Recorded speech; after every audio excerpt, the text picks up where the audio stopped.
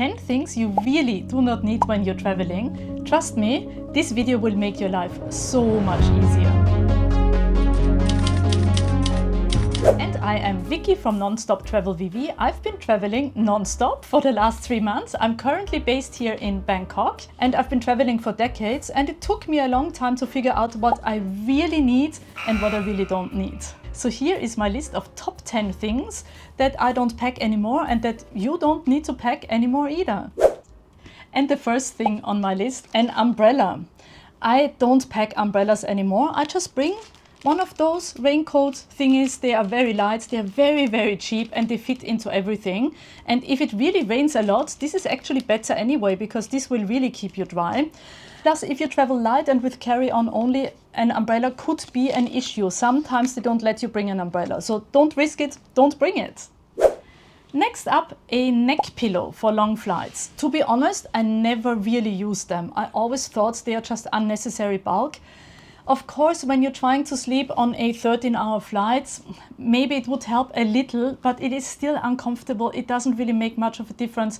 It's better to bring a sweater and roll it up and just like lean on your sweater. I think that makes more sense, because then you also have a sweater that you can actually use, while that neck pillow afterwards, you won't have any use for that after your flight, right? But if you really want to have a neck pillow, there are those inflatable ones. This one I got from my auntie years ago. I don't think it is anything fancy, but you know what? It's very light, it folds up, and I have used it a few times now, and I have to say it is better than not having a neck pillow. So get one of those inflatable ones. I do have a link to pretty much all the items that I'm gonna show you today, but not to this one because this was a gift. But I mean, I'm sure you can find that on Amazon. Next up, I don't pack my toothbrush anymore, but I always have one of those bad boys that you get in hotels that has like the tiny, tiny toothpaste. I don't know if you can see through the packaging, the tiny toothpaste, and just like a very simple toothbrush. You get them in most hotels anyway. Almost all hotels still give you a free toothbrush, even though I've seen a few now where they're like reducing plastic waste and everything. That's their excuse to just having you buy it at a vending machine. But I mean, you would still get it for a few dollars. So wherever you go, wherever you find those, bring them so that you have spares, because I always have one of those in my travel sling bag or whatever bag I have at my seat with me, so that I can brush my teeth if I feel gross. And then I usually have one more in my suitcase. So I just bring those when I travel and leave my normal toothbrush at home, because I just like the tiny little toothpaste in there, and that would just take up too much space otherwise. If you stay at your destination for more than just a few days and run out of the tiny toothpaste, just buy a small toothpaste at your destination, and then you don't need to lug it around. And I also used to bring bulky makeup cases. And yes, I'm a woman, and yes, I need my beauty products, but I just keep it simple, and everything that I need is in this small clear makeup case. That is enough. And sometimes actually I only just bring a Ziploc bag when I want to travel really, really, really light. And then I don't even need the weight of this. And the Ziploc bag, you can see what's in there, and I mean, it does the job. And that brings me to the next tip that you might have heard from me many, many times if you've been following my channel for a while. I don't bring those travel-sized shampoo, conditioner, or like skincare, and I don't buy those small containers either to refill my stuff. What I usually do is like go to big department stores and ask for samples. I just collect those like a few days before I travel. Sometimes I go to different stores because I feel a little bit embarrassed asking for like too many samples. But you know what? It's a great way to actually sample products, and you might buy them later anyway. And you travel super light that way. Next up, I don't bring a wallet. To be completely honest, I don't have a wallet. I haven't used a wallet in probably like, I don't know, close to 10 years. Most credit cards and loyalty cards and everything that would go into a wallet, I've got the digital version on my phone anyway. Cash, it really depends on where you go. Here in Thailand, yes, I do need cash sometimes. And yeah, to be completely honest, I mean, maybe I lied, because this is sort of my wallet. But I mean, it's not really a wallet. It's just a little pouch where I just put that little bit of cash that I have. That's really just for places where I do sort of need cash, so that it's like all in one place. But for those places where you don't need cash, I usually travel with my Mopac sling bag. I will also link this in the description. I've had it for a while. I really like this one because it has so many compartments and it is still very, very flat. But you can also fit a water bottle here in between. Like it goes like in between here if you really want to bring a water bottle as well. And I mean, yeah, I guess for a long haul flight, it is definitely recommended. And it just has a compartment here on the inside. Sorry, there's some of my stuff in there. And this is exactly where I put my cash. If I have cash, I won some at the casino in Macau. So that's why I have cash. Usually I don't really have a lot of cash anyway. And yes, my credit cards, like I won't show you, are in here as well. And I mean, I'm not gonna lose anything because it's like all in that zipper compartment here, safe and sound. So I don't really see the point of having a wallet because this is gonna be against my body and I just reach in and take out my cards and my cash if I really need it. But most of the time, usually I just pay with my phone anyway.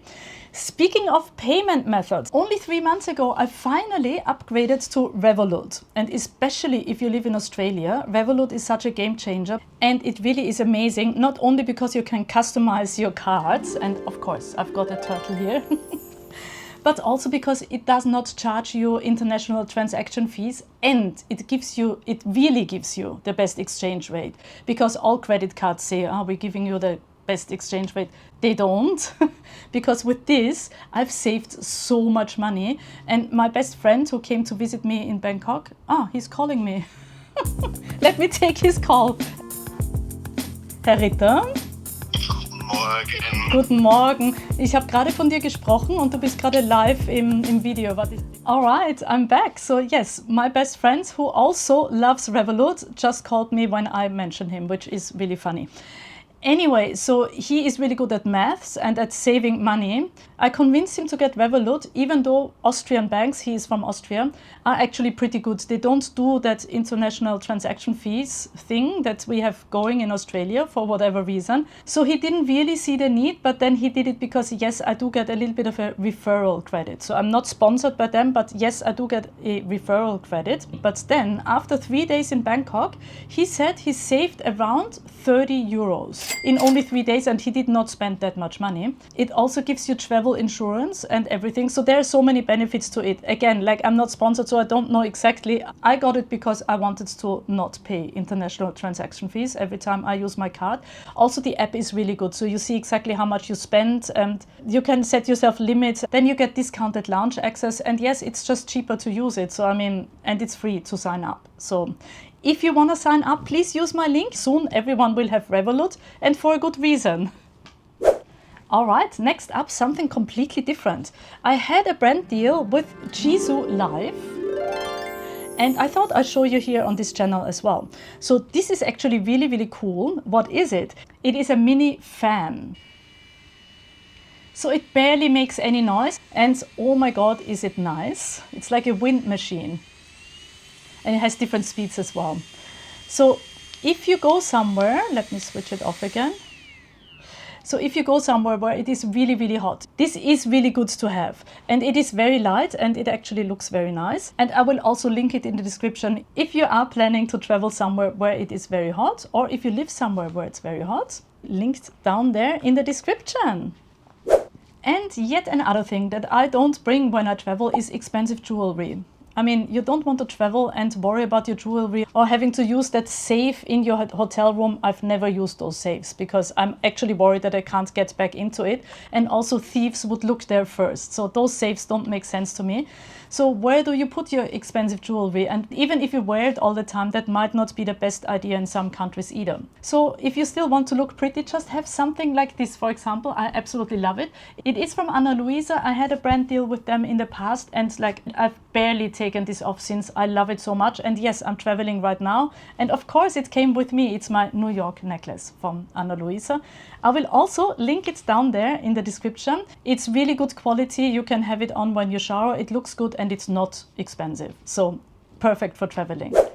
And the next thing that I don't bring is a power bank. I don't even own a power bank, even though I do my filming on my phone when I travel. And yes, sometimes I do run out of battery, but I just get creative, you know. I just go to the next Apple store or any phone store and I ask them nicely, can I just put it on charge for a little bit? And I never had a problem doing that. And of course, I always bring my USB charging cable. And on most airplanes, you can charge while you're flying anyway. And even if it's an older airplane and you cannot charge while you travel at the airport, there are charging ports usually. So I just get creative. I don't want to carry one of those big blocks with me. It takes up space, and also some airlines are very strict now and they don't allow you to bring a power bank anyway. So why bother? I don't bring it. I mean, you might disagree with me, let me know in the comments, but I really never had a problem not having one. Next up, checked luggage. It just makes your life so much easier. Don't even get me started how much easier it is to only have carry-on luggage. I've got plenty of videos here on my channel about packing light and what exactly I pack if I travel only with a backpack. So please check them out if you are interested in the details of what I pack as a minimalist. But yes, I just wanted to make this very important point that yes, don't bring checked luggage. You probably have made the same experience like me in the past, that you end up only wearing a few items anyway, and the rest is just dead weight in your suitcase.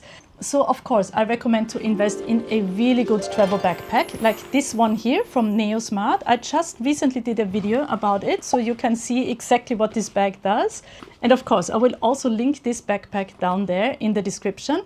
If you feel you need a little bit more space and a backpack is not enough for you, then just get one of those wheeled carry-on size suitcases. I've got my Samsonite suitcase. I had it forever. It is super light. It's under 2 kilos. And for me, because I'm usually traveling only with a backpack, it feels like there is so much space in there. So I'm sure with some of my packing tips that you would have seen in my previous videos, your life will be so much easier and you save money as well because you don't have to pay for checked luggage. And the second last thing on my list. I used to always bring my hair straightener when I was traveling so that I can straighten my hair. And you know what? I don't bother anymore. First of all, my hair is pretty hopeless no matter what I do. I might as well just air dry it.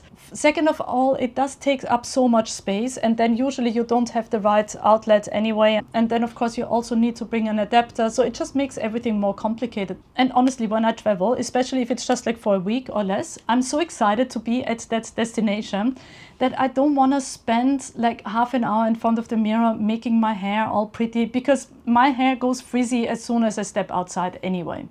So I decided, why bother? I just usually even leave the house with my hair still wet because I'm so excited to go out and explore. And before we finish off this list, last but not least, what I don't bring anymore is a man. It's true, like I love solo traveling, I love being independent, I love doing whatever I want, especially when I travel. I just want to be able to be super flexible, change my plans, do what I feel like in the moment, and that is just so much easier when you travel by yourself. So highly recommended solo traveling. If you want to hear more about solo traveling, pros and cons, I'm happy to make a video about that, because there are a lot of people out there who think that I'm so brave for traveling by myself. I feel it is so much easier. I love it. So I'd be happy to share a little bit more about that. All right, thank you so much for watching. If you enjoyed this video, if you feel like you learned something, if you got some inspiration, if you found it entertaining, please do give it a like. That really helps my channel. And if you're not subscribed yet, oh my God, it is for free. And I mean, why not? There are lots of travel tips, especially minimalist travel tips here on this channel, and you probably do not want to miss out. All right, I see you in my next video. Thanks for watching. Bye.